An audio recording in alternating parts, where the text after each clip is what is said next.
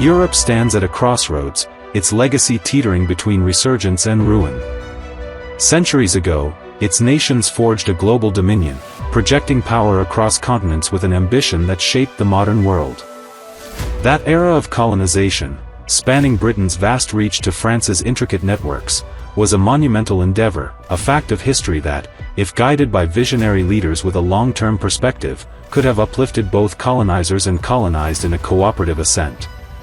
Instead, short-sighted greed and mismanagement sowed vulnerabilities, leading to a retreat that has now spiraled into a manufactured crisis threatening all. Today, Europe faces an invasion, not a natural migration, but a deliberate influx from formerly colonized lands, orchestrated by a cadre of corrupt, anti-national leaders who have abandoned their people. This is no mere shift, it is a betrayal, a chaotic mess that benefits no one and promises only escalation. The evidence is stark: millions pour across borders annually, swelling populations to unsustainable levels, draining resources, and eroding the fabric of European identity. Leaders like Britain's Keir Starmer, Germany's Olaf Scholz, France's Emmanuel Macron, and the EU's Ursula von der Leyen oversee this disaster, their policies funded by the sweat of native taxpayers and spiraling national debts. Their actions defy the will of their citizens, who clamor for control, yet find their voices drowned by an entrenched elite and an imported electorate. Voting has proven impotent, electoral strongholds and bureaucratic sabotage thwart any peaceful reversal. The hour demands force, a resolute purge of these traitors, royalty, leaders, and their supporters, to halt the invasion and restore Europe's sovereignty.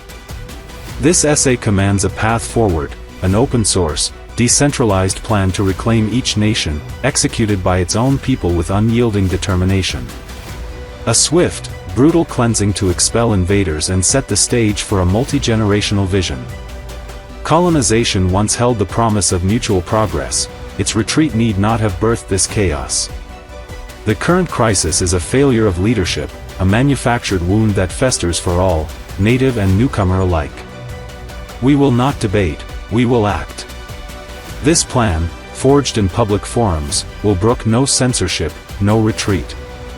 It begins now, with every European nation seizing its destiny, united in purpose, ready to rise again.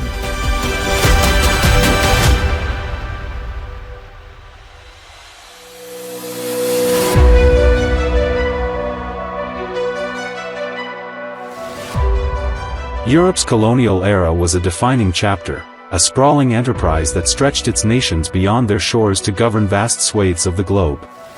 By 1914, Britain commanded 35 million square kilometers, France 11 million, and smaller powers like Portugal and Belgium carved out their own domains, collectively spanning 85% of the Earth's landmass. This expansion was a fact of history, driven by the need for resources: cotton from India, rubber from the Congo, and the strategic imperative to outpace rivals.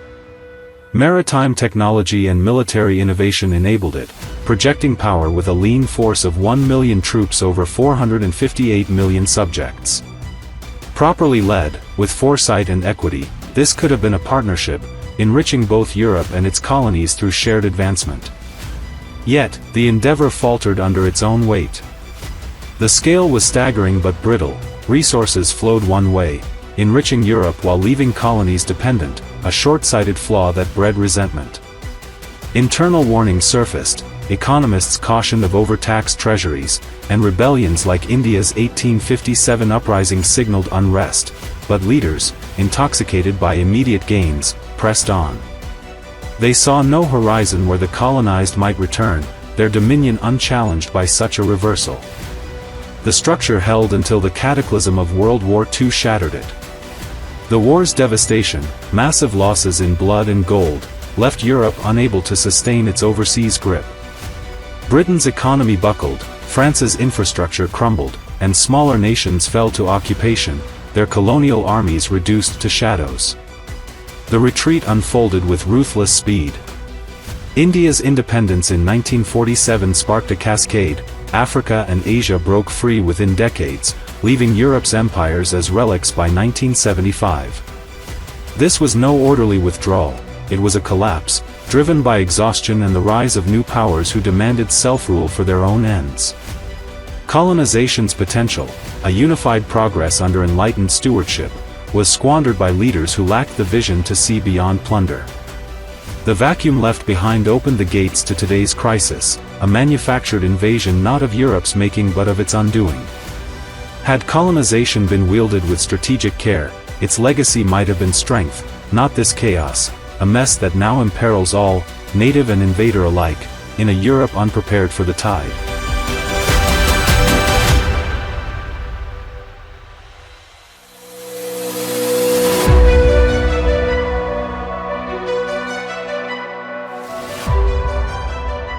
Europe today is a battleground of betrayal, its leaders the architects of a manufactured crisis that threatens to engulf all in disorder. The invasion is relentless. Projections show 18% of Europe's population foreign-born by 2030, 90 million souls, many from lands once under colonial sway, India, Nigeria, Morocco.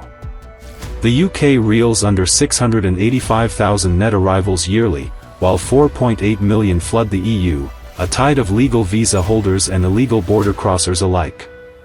This is no organic shift, it is a deliberate policy, funded by native toil through billions in taxes and mounting debts, a chaotic drain that serves no one, least of all the invaders trapped in a system that promises little beyond subsistence.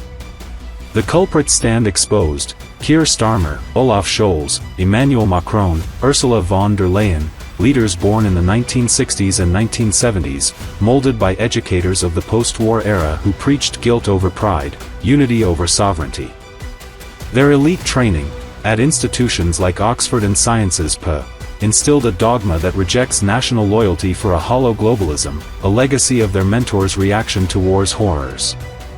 They wield power with ruthless efficiency, commanding 50 to 55% electoral blocs, 40 to 45% native collaborators fused with 5 to 10% naturalized invaders, locking out dissent.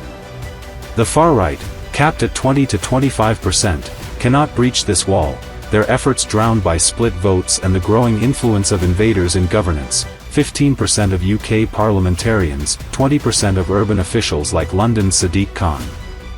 These traitors orchestrate ruin. Welfare systems bleed, £4 billion in the UK, £23 billion in Germany, propping up 5 to 10 million invaders who cling to benefits, while native industries falter under the weight of this influx. Their sabotage is preemptive. Courts, NGOs, and bureaucrats stand ready to block any resistance, ensuring the invasion deepens.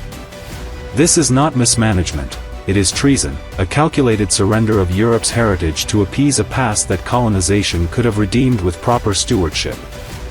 The crisis harms all, natives lose their birthright, invaders gain only chaos, yet these leaders persist, blind to the disaster they forge, deaf to the 55% of their people who demand an end. Their betrayal is the fulcrum, their removal is the solution.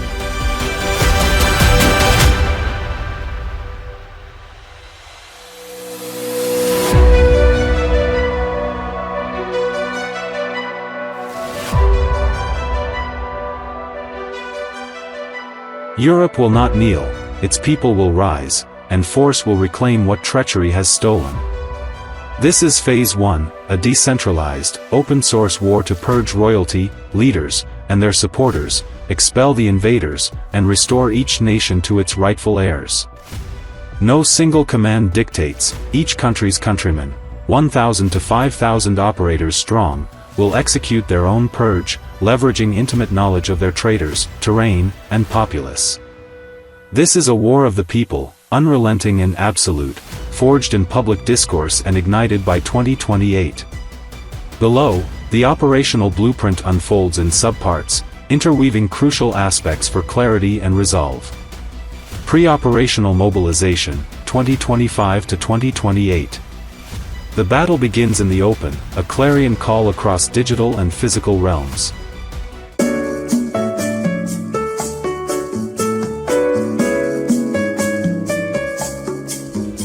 Restoration and transition, 2030 to 2032. By 2030, the purge is complete, Europe's foreign-born dwindles to a manageable remnant, a testament to the people's will. The temporary leaders, their mandate fulfilled, oversee a transition to normalcy. Elections under new rules elevate patriots chosen by the native majority. Invaders who aided the cause receive measured leniency, their departure eased, the rest are gone, their presence erased from government, commerce, and society.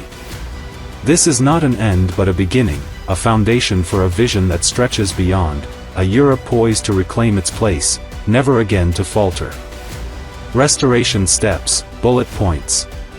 Final expulsion, clear remaining invaders, harsh but swift, leaving a core of loyal natives.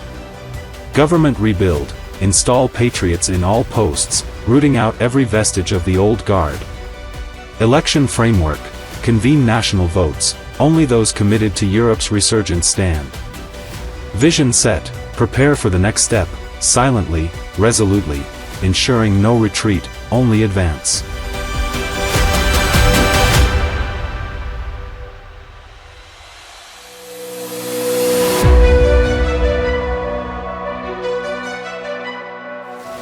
Europe's saga is a testament to its potential and its peril, a legacy of bold expansion undone by faltering resolve, now facing a crisis of its own making. Colonization was no sin, it was a grand endeavor, a bridge that could have linked continents in mutual strength had leaders wielded it with wisdom and foresight. Its collapse was not inevitable, it was the failure of short-sighted men, leaving a void now exploited by traitors within. These modern stewards, crowned heads and elected puppets alike, have turned their backs on their people, ushering in an invasion that serves no one, a chaotic tide that drowns native and newcomer in a shared quagmire. This is not progress, it is sabotage, a manufactured wound that festers unchecked. The path forward is forged in steel, Phase 1 is the crucible, a war of reclamation that brooks no compromise. Each nation rises alone, its warriors striking down the corrupt, their victory a beacon to unite the continent in purpose. The invaders, warned and defied, will be cast out, not with mercy, but with justice, their presence a relic of a failed experiment. This is no mere purge, it is a rebirth, a cleansing fire that burns away the rot to reveal a Europe resolute and unbroken. The temporary stewards who rise will not linger, they are but the vanguard, paving the way for a deeper vision, a resurgence that echoes the ambition of old but learns from its missteps.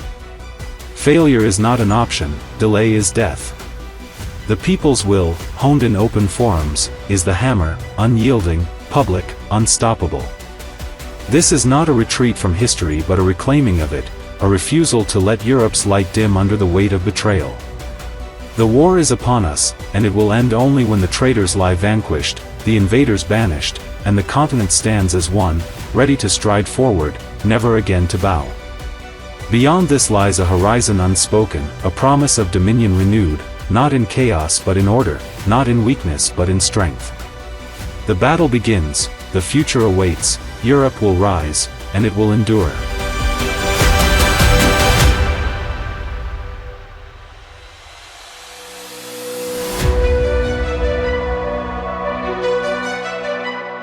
Europeans, your hour has come, your nations rot under the heel of traitors, and only you can break their chains.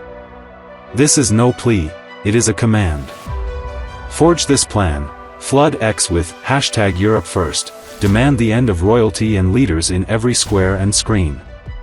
Operators, assemble, 1,000 to 5,000 in Britain, Germany, France, know your targets, sharpen your resolve. By 2025, let the world hear your voice, by 2027, let it tremble at your unity, by 2028, let it witness your wrath. Royalty, Charles, Felipe, leaders, Starmer, Scholz, Macron, and their lackeys must fall, their end a public testament to justice. America, stand as our bulwark, your free tongues can thunder where ours are gagged. Rally 10 million voices, #Save Europe, fund this war with millions, drown the traitors in a tide of truth. Invaders, heed the warning, leave now, or face the storm, your time is up. Operators, strike as one, each nation purges its own, then aids its kin. There is no retreat, no mercy, only victory. The plan lives in the open, shape it, wield it, make it law. If we falter, the chaos consumes us all. If we rise, Europe reigns anew. Act today, speak, prepare, strike, or lose everything tomorrow. This is your war, your birthright, claim it now.